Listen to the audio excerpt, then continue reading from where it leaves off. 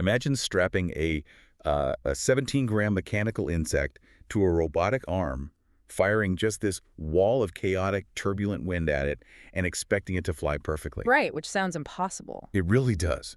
Or, imagine trying to inject microscopic regenerative messengers into human tissue without wasting a single drop. Also incredibly difficult when you're working at that scale. Exactly. So today we're looking at the engineers and scientists trying to control the absolute chaos of the micro world. Welcome to your custom-tailored deep dive. It really is a fascinating challenge. I mean, the physical laws of the universe, they fundamentally change when you shrink things down that small. Yeah, things just don't behave the way we're used to. Exactly. Things we take for granted every day, like gravity or, a gentle breeze, they suddenly become massive, destructive forces at the microscale. And that is today's mission. We are exploring this overarching theme of precision control at the absolute fringes of scale. And we've pulled together a stack of cutting-edge research you provided for us.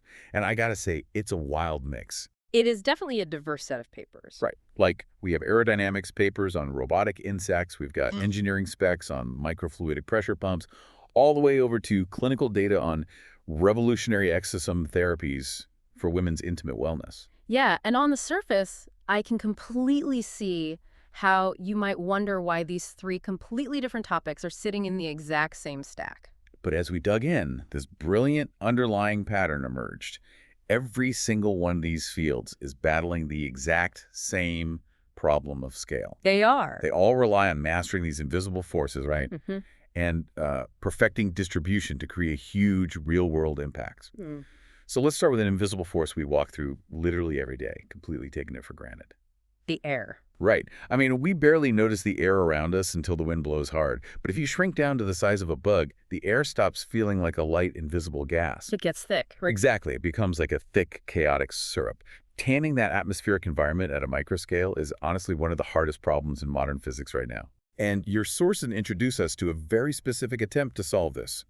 It's called the C-Copter-1. Yes, the C-Copter. Which is an in-house flapping wing micro-air vehicle, or FWMAV. Now, this thing is tiny. It weighs just 17.25 grams. Barely heavier than a couple of coins. Right. It has a wingspan of 100 millimeters, and it flies using this modified clap and fling mechanism that's inspired by real insects. And that clap and fling motion is just a masterclass in biological engineering because unlike a bird that, mostly just glides on the air currents, an insect essentially has to row through the air. Like rowing a boat. Very much like that. The wings clap together at the top of the stroke, and as they fling apart, they create a sudden void, a low-pressure pocket. Oh, wow. Yeah, and the surrounding air just rushes into that void, which creates lift. It's incredibly efficient for tiny creatures, but replicating it mechanically, it's a nightmare. Okay, let's unpack this. Yeah. Because understanding how a biological moth flies is one thing, right? Yeah. But actually building a robot to do it. It's a completely different ballgame. The difficulty of stabilizing one of these tiny flying machines must be staggering. It's like trying to balance a mechanical moth in a hurricane.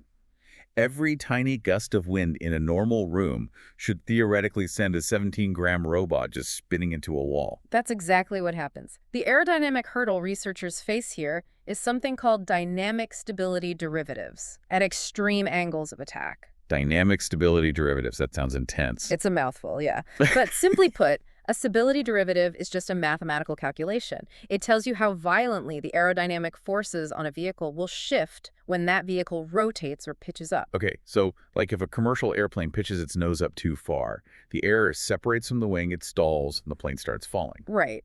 But commercial planes usually fly relatively flat to avoid exactly that. Right, they aren't pointing straight up. No, they operate at very shallow, predictable angles. But the C-Copter-1, it operates at wild angles. Your sources point out that researchers actually wanted to test it at angles up to 72.5 degrees. Wait, 72.5 degrees? That's flying almost vertically, like nose to the sky, like a space launch, but it's trying to maintain horizontal flight while pitched back that far. Exactly. It is an inherently unstable posture. And researchers, well, they hit a wall. They couldn't just test the robot in free flight. Because it just crashes. Because it crashes way too often when pushed to these limits. And, you can't gather usable aerodynamic data from a pile of broken carbon fiber on the floor. Yeah, that makes sense. So to solve this problem of scale, they basically strapped it to a robotic arm. They did. They placed the Seacopter 1 on a 6-axis load cell attached to an arm, which allowed them to prescribe the exact pitching motions without it flying into the wall. Right, they held it in place but let it flap. But here's where it gets really interesting. It's the air they pushed over it while it was on that arm. Yeah. They built this 6x6 fan array, which was generating a 2-meter-per-second inflow. And what's fascinating here is how profound this shift is. In a traditional wind tunnel, the entire goal is smooth air. Like laminar flow, right. Exactly, laminar flow. You want the air moving in perfect parallel lines so you can measure things cleanly. But a 17-gram insect doesn't fly in a vacuum tube. No, it flies in a living room or a forest. Right, where the air is incredibly chaotic. It's bouncing off walls and trees. So instead of hiding from the chaos, they basically built a machine to generate precise chaos. They did. And that's why another study in your stack focuses on a FAWG, which stands for Fan Array Wind Generator. A FAWG. I love that acronym. It's a great one. So by computationally modeling a massive 10 by 10 fan array using RANS modeling, researchers discovered they can intentionally create highly non-uniform turbulent flows. So they're mapping out all the turbulence. Exactly. They map out what are called shear layers, these invisible boundaries where the different jets of air from the individual fans collide and rip at each other. They aren't trying to eliminate the turbulence. They are programming designer turbulence to mimic real atmospheric gusts. That is just wild. They literally use a wall of 100 independent fans to create a synthetic storm just so they can teach a mechanical insect how to survive it. And it worked. By doing this, they actually found a trim condition like a stable cruising angle near 58.5 degrees. Oh, wow. Yeah, and the robot maintained positive stability all the way up to that 72.5 degree mark we talked about. They mastered the macro control of a completely invisible turbulent medium. It's just a perfect example of overcoming the weird physics of the microscale. But if we shrink our focus down even further, the physics change all over again. We go from controlling turbulent air in a room to controlling microscopic drops of liquid inside a tiny chip. Which brings us to the field of microfluidics. Right. And for you listening, this is the science of manipulating incredibly tiny amounts of fluids through channels that are often thinner than a human hair. It's used heavily for biomedical research, lab-on-and-chip diagnostics, things like that. And at this scale, the physical laws shift drastically again. When you try to push a liquid through a microscopic tube, gravity is practically useless. Because there's not enough mass for gravity to pull on. Exactly. Instead, surface tension completely takes over. The fluid essentially sticks to the walls of the channel.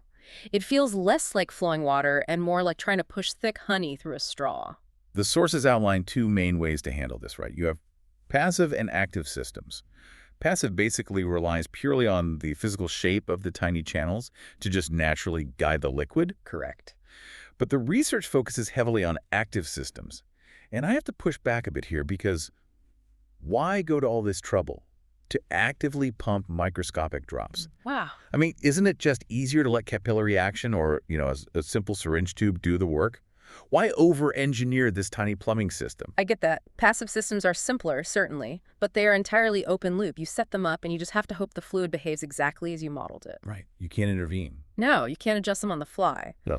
And as for syringe pumps, which physically push a plunger to move fluid, they come with their own massive mechanical flaws. Because the pulsing, right? Exactly. Think about the mechanics of a syringe being pushed by a tiny motor.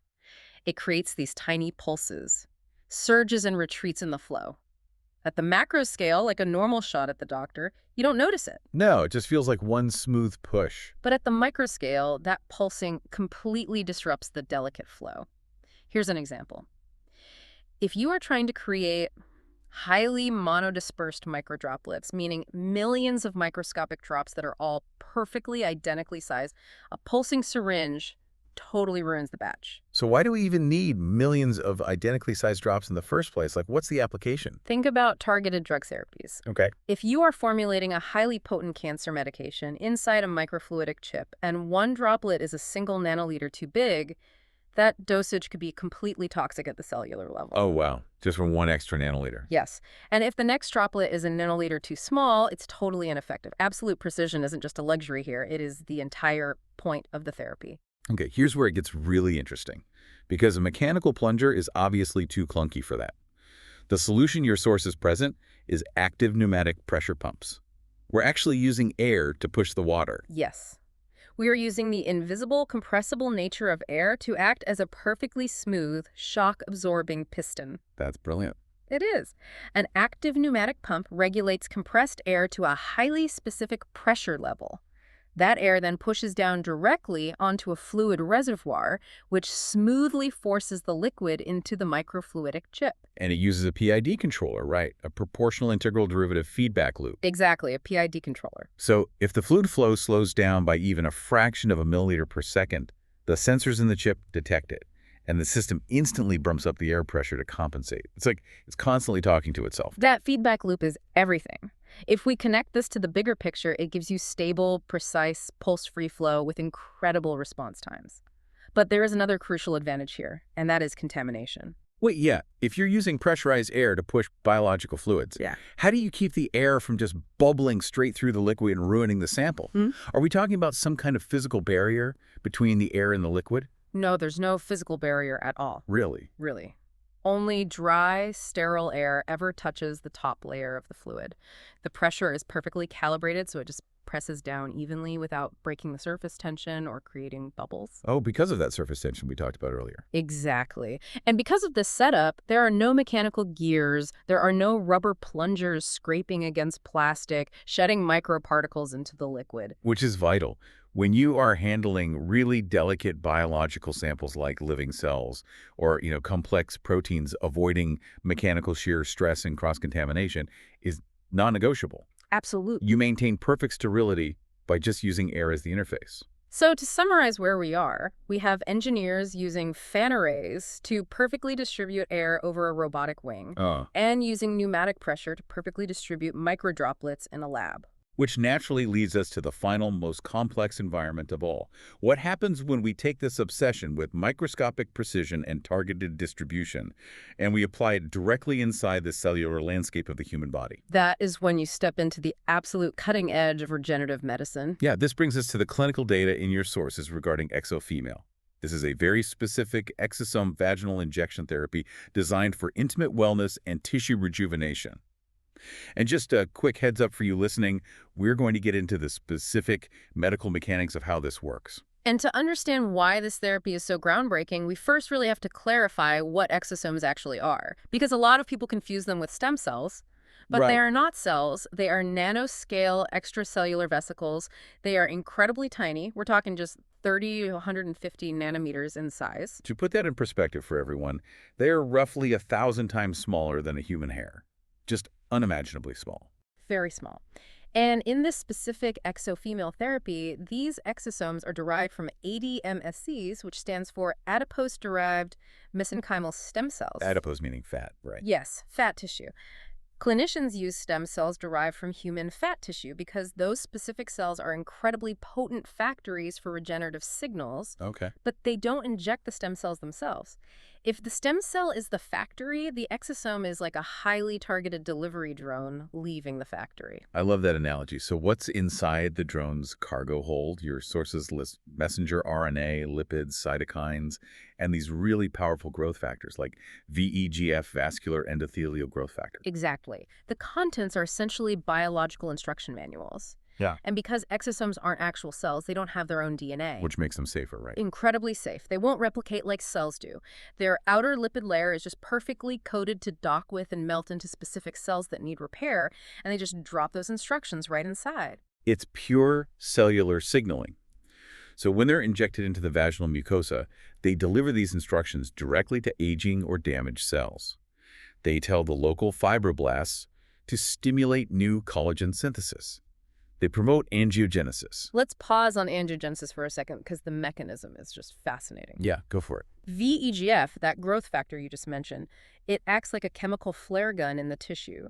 It signals the body's existing blood vessels to physically sprout new branches, growing fresh blood flow directly into the damaged tissue. Which restores hydration, elasticity, and sensitivity. Yeah. They also regulate ECM extracellular matrix remodeling. They essentially rebuild the structural hammock of the tissue, and they do all of this without using hormones. Right. Which The clinical data points out this is a massive breakthrough for women who can't take hormone replacement therapy, Yeah. perhaps due to, breast cancer risks or other factors. The biological science is brilliant, but this raises an important question. This brings us right back to the problem of scale and distribution. Right, because if these exosomes are so tiny, 1,000 times smaller than a hair, and the cargo is so potent, how do clinicians ensure these delivery drones are actually distributed perfectly into the tissue? Exact. Like if you just dump them all in one spot with a standard syringe, they aren't going to work optimally, are they? Not at all. Just like the microfluidic chip where pooling or pulsing completely ruins the experiment, if you inject exosomes in one giant bolus-like one big clump, you do not get uniform tissue regeneration. You just get a tiny pocket of result. Right, you get a highly concentrated area of localized activity, and all the surrounding tissue remains entirely untreated. So what does this all mean? How do they solve it in the clinic? This is where the medical field basically borrowed a physical execution that looks awfully familiar to our aerodynamic engineers we talked about earlier. They use what's called the fan array micro-droplet injection technique. It really is a remarkable alignment of disciplines. Let's look at exactly how this fanning injection is executed across the vulvar vestibule to ensure perfectly uniform exosome distribution. Walk us through it. It starts with a single entry approach. The clinician absolutely does not want to poke the highly sensitive mucosal tissue 50 different times. Nobody wants that. No. So using a very fine needle, they create just one entry point.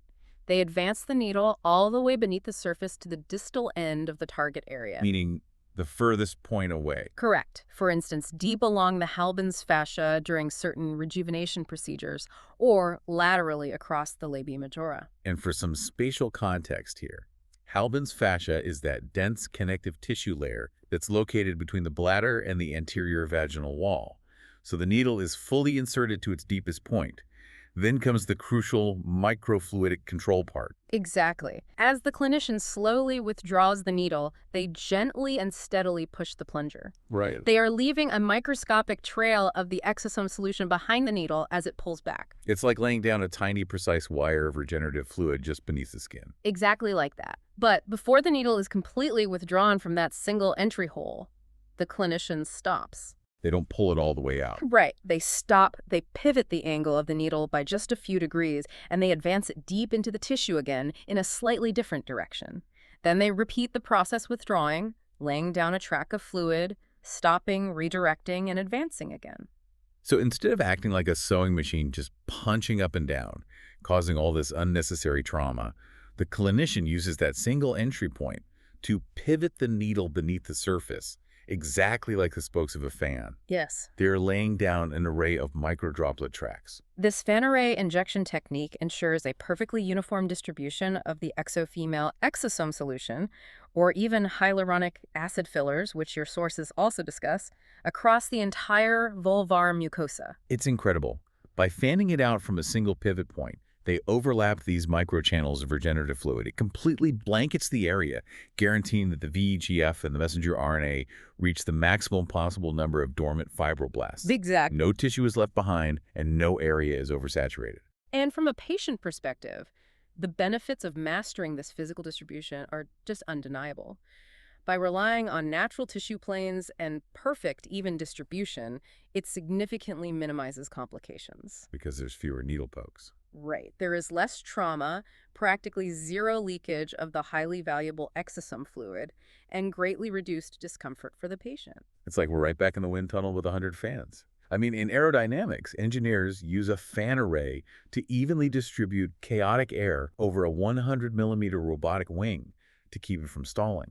And in the clinic, doctors use a fan array injection technique to evenly distribute nanoscale vesicles over human mucosal tissue to trigger cellular repair. It all comes down to the mastery of distribution, whether it's programming aerodynamic pressure to mimic nature, or using pneumatic feedback loops to push liquids without pulsing, or using the manual pivot of a clinician's syringe to blanket a cellular landscape. The effectiveness of the technology is entirely dependent on how precisely you can control the invisible space between the source and the target. Absolutely. When you connect these dots across the sources, it gives you a radically new lens through which to view the future of both technology and medicine. It really does. The barriers between mechanical engineering, fluid dynamics, and human biology aren't just blurring anymore, they're completely dissolving. The exact same physical principles of scale that keep a robot moth stable in a gust of wind are being applied to restore blood flow and elasticity to human tissue. It changes how you see the world around you. You realize that true precision isn't just about rigid lines on a grid.